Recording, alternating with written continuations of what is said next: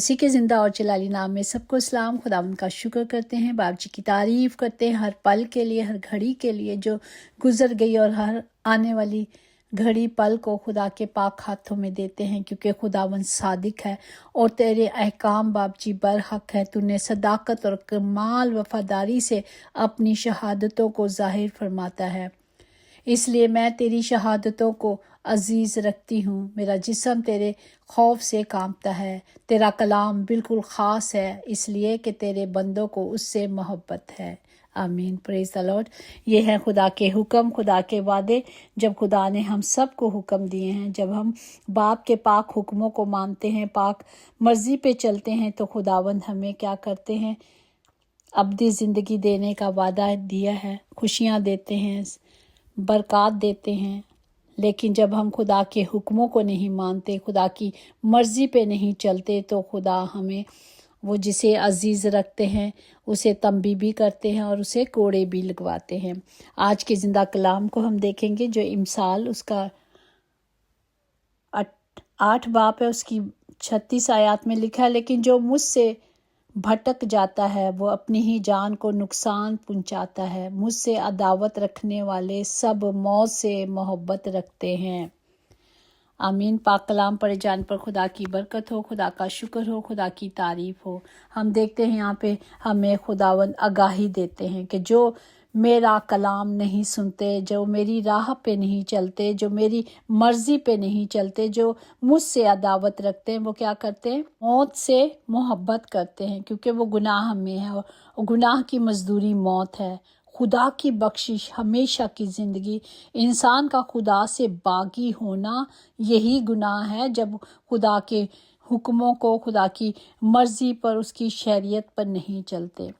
और नाफरमानी, खुदा ने कहा है कि जो नाफरमानी करते, हम अगर स्तिशना 28वां बाप देखें, उसकी 15 आयत से अगर हम देखें, तो खुदा ने कहा है, लेकिन अगर तू ऐसा ना करे कि खुदावंद अपने खुदा की बात सुनकर उसके सब अहकाम और आइन पर जो आज के दिन मैं तुझको देता हूँ इत्यास से अमल करे, तो ये सब लानते जो लानते हैं खुदा की तरफ से, वो कहते हैं कि तुम पर होगी। अगर हम इसका देखते हैं कलाम के इस्तिशना 28 बाप उसकी 22 में देखें, तो खुदा का कलाम कहता है, खुदावन तुझको तबादीक और बुखार और सोजन और जो भी बीमारियां खुदा कहता वो तुझे होंगी। और आज हम देखते हैं कि हर पाकिस्तान में जो भी लोग आते हैं अक्सर दुआ के लिए, वो सब उनको टीबी है। और दूसरा आजकल जो हम देख रहे हैं कि बेटियां जब और बेटे दूसरी कौम में शादी कर रहे हैं, ये भी लानत है, ये भी खुदा की तरफ से। हम देखें इस्तिशना 28 बाप उसकी 32 से 33 के में देखेंगे, तो लिखा है, तेरे बेटे और बेटियां दूसरी कौम को दे दी जाएंगी, वो तेरी आंखें देखेंगी और सारा दिन उनके लिए तरसती रहेंगी और तू कुछ नहीं कर पाएगा, तेरा कुछ बस नहीं चलेगा। तेरी ज़मीन की पैदावार, तेरी सारी कमाई को एक ऐसी कौम खा जाएगी जिससे तू वाकिफ भी नहीं। ये खुदा ने लानत दी हुई है, ये पनिशमेंट है, ये सज़ा है जो हम सब भुगत रहे हैं। ये नाफरमानी की सज़ा है जो खुदा ने दी हैं। और हम जानते हैं कि ये आजकल, क्योंकि ये बाप दादा से चली आती हैं, जब ये मरूसी गुनाह है जिसकी सज़ा आपके और हमारे बच्चे पा रहे हैं। इसलिए हमें आने वाली नस्ल को संभालने के लिए, संवारने के लिए कलाम को लेना है, कलाम की कुदरत को लेना है। उठें और जागे ताकि हमारी आने वाली नस्लें बचाई जाएं। अब जो हो रहा है वो तो हो ही रहा है, क्योंकि वो सज़ा तो मिलनी है, पे तो करना ही करना है ना हर सूरत में, तो वो पेमेंट हो रही है। तो आगे जब पेमेंट क्लियर हो जाएगी तो फिर आगे किश्तें नहीं चलेंगी। इसलिए इसको यहीं ख़त्म करने के लिए हमें कलाम को लेना है। इमसाल 7 बाप उसकी 1 और 2 में देखेंगे, ऐ मेरे बेटे मेरी बातों को मान और मेरे फरमान को निगाह में रख। मेरा फरमान जो मैं देता हूँ बजा ला और ज़िंदा रह। मेरी तालीम को अपनी आँख की पुतली जान। ہم دیکھتے ہیں کہ ہماری آنکھیں کتنی نازک ہیں، وہ جو پتلی ہے آنکھوں کے اندر کچھ چیز کو جانے نہیں دیتی، ایون کہ ہوا میں بھی اگر کوئی گرد ہوتا ہے تو ہماری آنکھیں ایک دم بند ہو جاتی ہیں، ہماری یہ پتلیاں بند ہو جاتی ہیں تاکہ آنکھوں کے اندر نہ جائے۔ اس لیے خدا کہتا ہے اس کلام کو آنکھ کی پتلی کی طرح لے لو تاکہ ہمارے اندر کوئی گندگی نہ جائے اور ہم سب محفوظ رہیں۔ اگر ہم زبور 107 اس کی 28 کو دیکھیں اور اس کی 41 کو، تو لکھا ہے تب وہ اپنی مصیبت میں خداوند سے فریاد کرتے ہیں اور وہ ان کو ان کے دکھوں سے رہائی بخشتا ہے، تو بھی وہ محتاجوں اور مصیبتوں سے ان کو نکال کر سرفراز کرتا ہے اور ان کے خاندانوں کو ریوڑوں کی طرح بڑھاتا ہے۔ پریز دی لارڈ، یہ خدا کے وعدے ہیں۔ جب ہم خدا کی حضوری میں آ کر اس کے حکموں کو مانیں گے، اس کی جان فشانی سے پورا کریں گے اور اس کی برکات کو اگر ہم دیکھیں، استثنا اس کا 28واں باب اس کی پہلی آیات سے اگر ہم 15 تک پڑھیں تو اس کی برکات ہے، فرما برداری کی برکت۔ خدا کہتا ہے اگر تو خداوند اپنے خدا کی بات کو جان فشانی سے مان کر اس کے ان سب حکموں پر جو آج کے دن میں تجھے دیتا ہوں احتیاط سے عمل کرے، تو خداوند تیرا خدا دنیا کی سب قوموں سے زیادہ تجھ کو سرفرازی بخشے گا۔ آمین۔ پریز دی لارڈ، یہ خدا کے وعدے ہیں۔ کلام کو پورا پڑھیں تو سمجھ آئے گا کہ خدا نے ہمیں اپنی برکات سے نوازا ہے۔ خدا کا وعدہ، خدا کا کلام جو ہمیں دیا گیا ہے، وہ اگر اس کی 28 13 14 دیکھیں تو خداوند تجھ کو دم نہیں بلکہ سر ٹھہرائے گا، اور تو پست نہیں بلکہ سرفراز ہی رہے گا، بشرط ہے کہ تو خداوند اپنے خدا کے حکموں کو جو میں تجھ کو آج کے دن دیتا ہوں سنے اور احتیاط سے ان پر عمل کرے، اور جن باتوں کا میں آج کے دن تجھے حکم دیتا ہوں ان سے کسی سے نہ دائیں یا بائیں مڑنا۔